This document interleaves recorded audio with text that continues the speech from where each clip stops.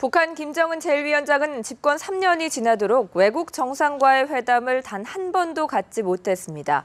이 상황에서 중국이 오는 9월 초에 열릴 항일 전승 기념식에 김정은을 초청했는데 최근 미묘한 흐름 변화가 있다고 합니다. 박효정 기자의 단독 보도입니다.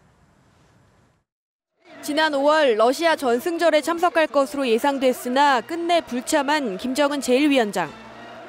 집권 3년이 지나도록 외국 정상과 회담을 갖지 못한 김정은에게 9월 중국에서 열릴 항일 전승기념일은 외교 무대에 대비할 절호의 기회입니다. 당초 외교가에서는 김정은의 방중을 낮게 점쳤지만 최근 중국 내 동향이 미묘하게 변하고 있다는 관측이 나옵니다.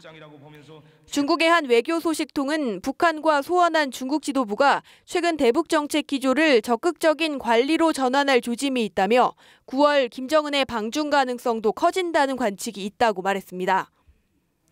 중국이 김정은의 방문을 성사시키려면 북한이 원하는 특별한 의전과 경호를 제공해야 합니다. 이 경우 다자 외교 무대가 될 항일 전승 기념식 외에 김정은을 위한 별도의 양자 외교 행사를 마련할 가능성이 제기되고 있습니다. 권좌에 오른 뒤 한 번도 외국을 방문한 적 없는 김정은이 첫 해외 방문국으로 중국을 택할 경우 북중 관계의 변화는 물론 동북아 정세가 출렁일 전망입니다.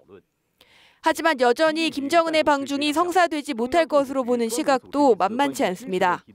핵실험, 미사일 실험 중단을 약속해야지 환대를 할 거고 북한의 입장에서는 그거를 받기가 어려운데 서로가 원치 않는 손님이 되는 거죠. 특히 젊은 북한의 지도자로서 실시간으로 중계되는 다자 외교 무대는 부담이 될 수밖에 없습니다. 게다가 9월과 10월에는 노동당 창건일 등 북한 국경일이 많아 김정은이 현실적으로 움직이기 어렵다는 관측도 나옵니다. 연합뉴스TV 박효정입니다.